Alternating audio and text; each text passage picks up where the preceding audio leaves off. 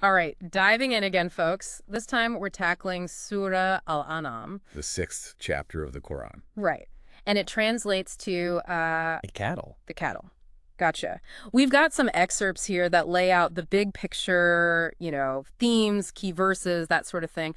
But what makes this surah extra interesting, I think, is that it's from way back. Very early Islam, revealed in Mecca. Exactly. So we're talking core beliefs, the foundation monotheism, prophets, the whole deal. And get this, it directly tackles the arguments people were throwing at Prophet Muhammad. The pushback he was facing. Yeah, head on.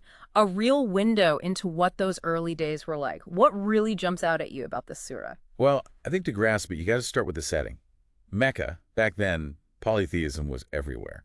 Like, idol worship was just the norm. Totally ingrained, woven Yeah. into daily life. And that's where the cattle comes in. Cattle, they weren't just food back then. They were part of rituals, superstitions, the whole 9 yards. Oh, interesting. So when this surah comes along and addresses those practices, it's directly challenging some deeply held beliefs. So this wasn't just some abstract theological debate. This was taking on the very fabric of society. Absolutely.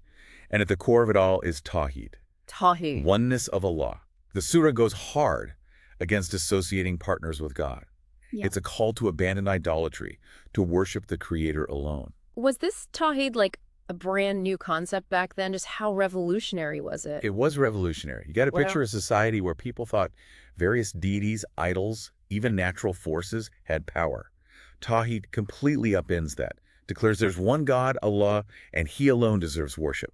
Talk about a paradigm shift. Wow, that's powerful. And there's a story in the surah that really drives this point home, right? Yes. Verses 74 through 79 tell the story of Prophet Ibrahim. Ibrahim, right. That's right. He's questioning his people's worship of celestial bodies. Like he looks at the sun, the moon, these massive, awe-inspiring things. He's like, hold on. These can't be gods because they set. They disappear. My God is the one who doesn't vanish. It's like he's saying, use your logic, folks. The evidence is right there. And that's kind of what the surah does too, doesn't it? It uses the natural world as its own proof. Precisely. Heavens, earth, sun, moon, life cycles, all of it. The surah points to them as undeniable proof of Allah's existence and power. It's like a guided tour of creation, saying, look around, see the signs. I like that. Connect the dots. Exactly. Verses 1 to 3, for example, they describe the creation of the heavens and earth. The balance, the sheer scale of it all. It's a testament to Allah's wisdom and control. So it's not just believe this kind of thing. It's think about this, observe. The evidence is all around you. Yeah. It seems like the surah really emphasizes using our intellect, our ability to reason and observe. For sure. Engaging our minds, not just accepting blindly, which, that's pretty relevant today, don't you think? Absolutely. We're drowning in information these days. Being able to think critically, that's more vital than ever. Couldn't agree more. And speaking of vital things, the surah also highlights the role of prophets and divine revelation. Like, we need guidance. Yeah. It's not just about figuring everything out on our own. It's about acknowledging that we need a framework to understand our place in the world. Right, because even if we see those signs in creation, use our brains to understand the world, we still need a moral compass, right? And that's where prophets come in. Exactly. They provide that roadmap for a righteous life. And remember, Prophet Muhammad was delivering this message in a really tough environment. Right, Mecca, where we started. This surah is responding to real criticisms, showing us the struggles he faced, trying to spread the message of Islam. So it's not just theory, it's grounded in a real human experience. Makes it much more powerful, I think. Definitely. And it leads to another major theme in the surah, accountability in the hereafter. It's not just about what we believe here and now, but also the day of judgment. Whoa, serious stuff. Verses 70 to 73, they really hit this point hard. They warn against heedlessness, disbelief. They remind us we're accountable for how we live. It really makes you stop and think, doesn't it? It does. Our actions have consequences, both in this life and the next. But even with these warnings, there's also this emphasis on Allah's mercy and justice. It's not all doom and gloom. Not at all. Verse 160, for example, tells us that good deeds are rewarded tenfold, bad deeds only punished once. So there's balance. Accountability, yes, but also immense mercy. Exactly. A powerful mix of hope and accountability. And that brings us to another interesting aspect. The surahs focus on rejecting superstitions. Verses 136 to 144, they tackle those pre-Islamic beliefs. especially those tied to cattle and crops. So it's not just about believing in the right God, it's about aligning your actions with that belief. Precisely. Questioning inherited customs, even those deeply ingrained in society. Wow.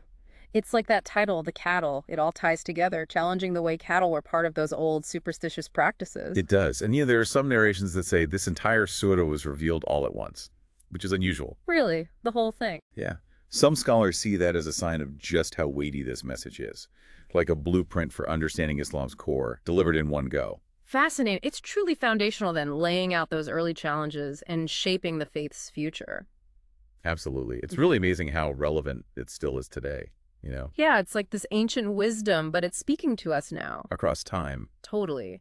Those messages about monotheism and the signs in creation rejecting superstitions, I mean, that resonates no matter what century you're in. Right. But it's not just about those big ideas, is it? The Surah also talks about how we should live our lives, right? Like the everyday stuff. Oh, absolutely. Surah Al-An'am doesn't just give you a belief system. It really emphasizes personal responsibility, moral conduct. Okay. It stresses values like honesty, justice, humility, Right. Right. qualities that everyone admires and that are essential for building a good society. So it's like this holistic approach to religion where belief and behavior go together. Exactly. Oh. It's not enough to just say you believe in something. You have to actually live it out. Walk the walk. Precisely. And it connects these moral principles to our relationship with Allah. Okay. True piety involves not just faith, but action. Gotcha. Actions reflecting beliefs. Yes. And it's interesting how this surah tackles social issues head on. It addresses injustices of the time. Oh, yeah, for sure. For example, there are verses about treating orphans and the needy with kindness, fairness, Right. highlighting how important social responsibility is. Our faith should be reflected in how we treat the vulnerable people in society. It's a good point. True faith isn't just about personal piety. It's about building a just society, a good society. Yeah. Taking action to make the world a better place. Couldn't have said it better myself. Yeah. And, this surah also dives into some pretty deep philosophical questions, doesn't it? Ooh, like what? Like free will versus predestination. Oh, yeah, that age-old debate. How much control do we actually have? Exactly. That's a question that people have been asking forever. Philosophers, theologians, everyone. It's a big one. And the surah acknowledges that Allah knows everything, but it also emphasizes that we have the freedom to choose. Okay, so we're not just puppets. Not at all. Right. We have agency.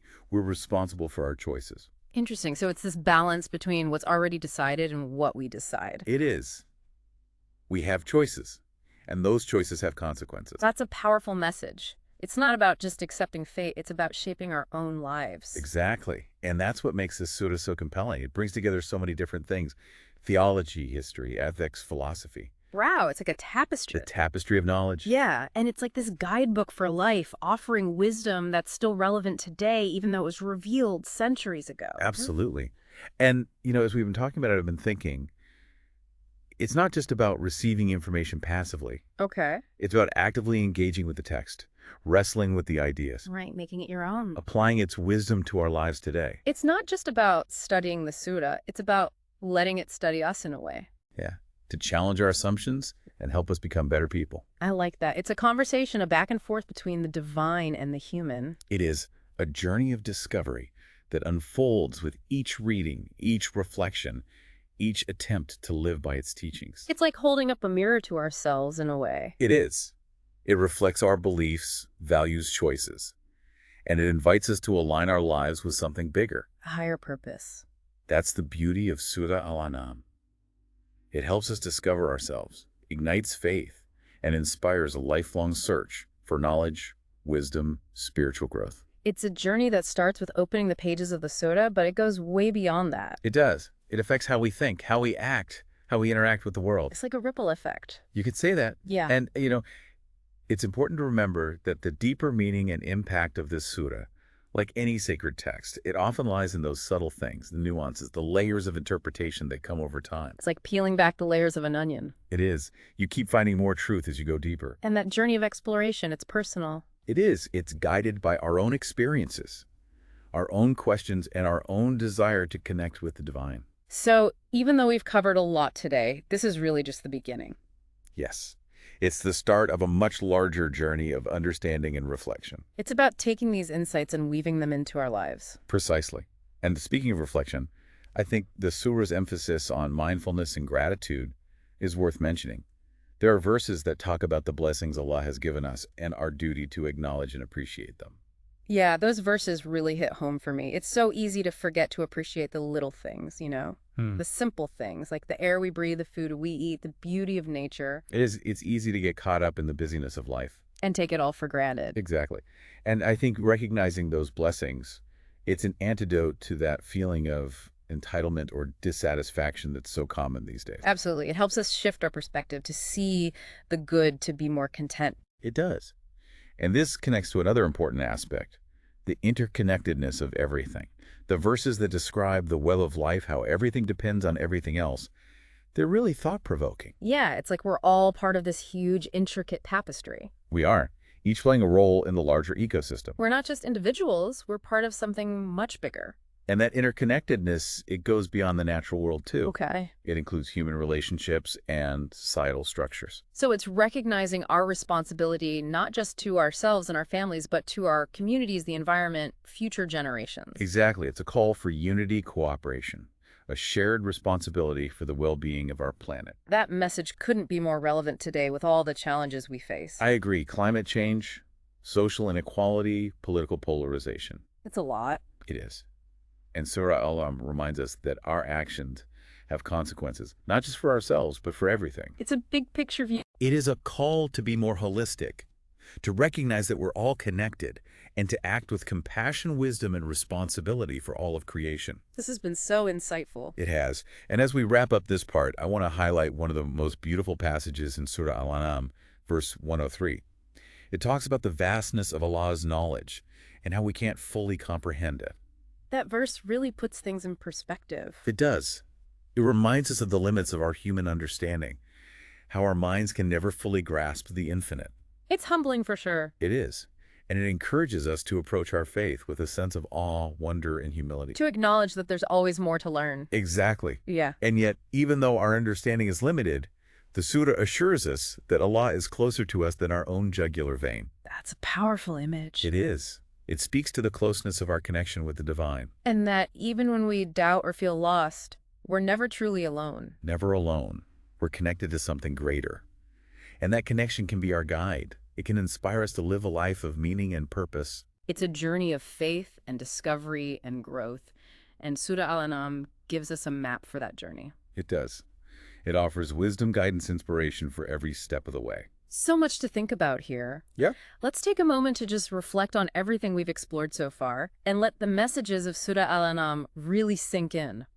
Wow, we've really been digging deep into Surah Al-An'am, haven't we? History, themes, even those big philosophical questions. It's incredible how relevant this surah still feels today. It really is. And that's what's so great about these deep dives. These texts, they're not just relics from the past. Right. They offer real guidance for us, even now. Exactly. So let's get practical. How can we actually apply the teachings of Surah Al-An'am to our everyday lives? Well, one of the most striking things, as we've been talking about, is the emphasis on reason and observation. Remember those verses about the signs of Allah in creation? Yeah, like look around. The evidence is right there. Exactly. It's not just believe because we said so. It's an invitation to see for yourself, to experience it. That's a powerful approach. It really is. And that principle applies to so much in life. Be curious, seek knowledge, use your mind to understand the world, whether it's nature, science, history, even just different points of view. So not blind faith, but active engagement with the world around us. Exactly. And that's so important today with information overload everywhere. We have to be critical thinkers, filter out the noise. Absolutely. The surah warns against just blindly following assumptions. It encourages us to think for ourselves. I love that. And it connects to another key takeaway. Dialogue, respectful disagreement. We talked about how the surah addresses those who challenge Prophet Muhammad. It's like a motto for having tough conversations, even when you disagree. Right. Listen, articulate your own view, find common ground. Exactly, and do it all with respect, humility, recognizing that none of us has all the answers. That's essential, especially these days. Okay, switching gears a bit. What about the surah's focus on ethical conduct, social justice? Those verses about treating orphans and the needy with kindness really stuck with me. Me too. It's a powerful reminder that faith should be reflected in action. How we treat others, especially the vulnerable. Turning belief into action, putting those values into practice. Exactly. And that includes speaking out against injustice, working for a better world. It's not just about personal piety. It's about making a difference. Wow, this surah is full of timeless wisdom, isn't it? There's so much we can learn and apply to our lives. I think so too. It's amazing how these sacred texts can speak across time and cultures. As we wrap up this deep dive, I want to leave you with this thought. Understanding and applying Surah Al-An'am, it's a journey. Not a destination. Exactly. It's about constantly reflecting, learning, striving to live by these principles. And it's that growth, that transformation, that makes it so rewarding. Well said. To our listener, keep exploring this surah. Let its wisdom guide your own path. Maybe try applying that idea of seeing divine signs in creation to your own life. Yeah. How would that change how you see the world? That's a great thought, bringing these insights into our everyday experiences. Thank you for joining us on this deep dive into Surah Al-An'am. It's been an enriching journey for us, and we hope it's given you a lot to ponder as well.